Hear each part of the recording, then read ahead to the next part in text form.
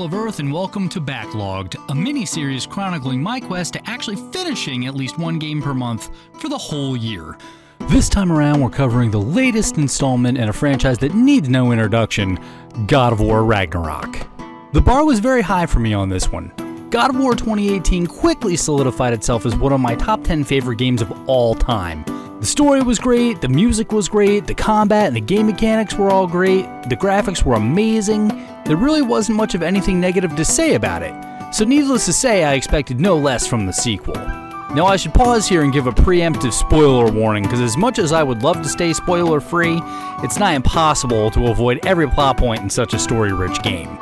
Ragnarok picks up 3 years after the events of God of War 2018, with Kratos just trying to live his life in peace.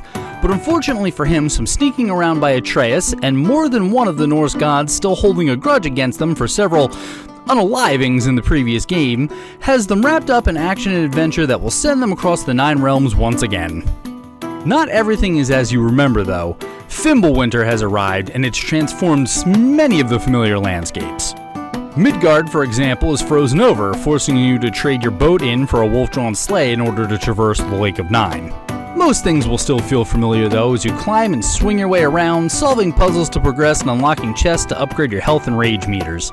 Combat feels as fluid as ever, with plenty of optional bosses to take on once again to test your mettle.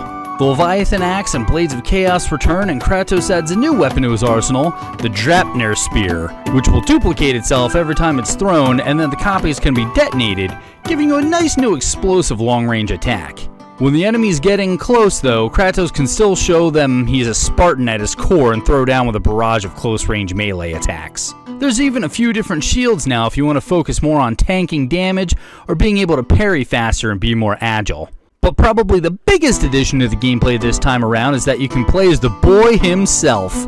Not gonna lie, I was worried about the Atreus sections and that he was gonna feel very fragile compared to dear old dad, but I'm happy to report that his combat feels just as fluid, and honestly, I can totally get behind him getting his own spin-off if that ever came to pass. I won't waste much time talking about the graphics because you all have eyes and can clearly see from the gameplay that it looks incredible.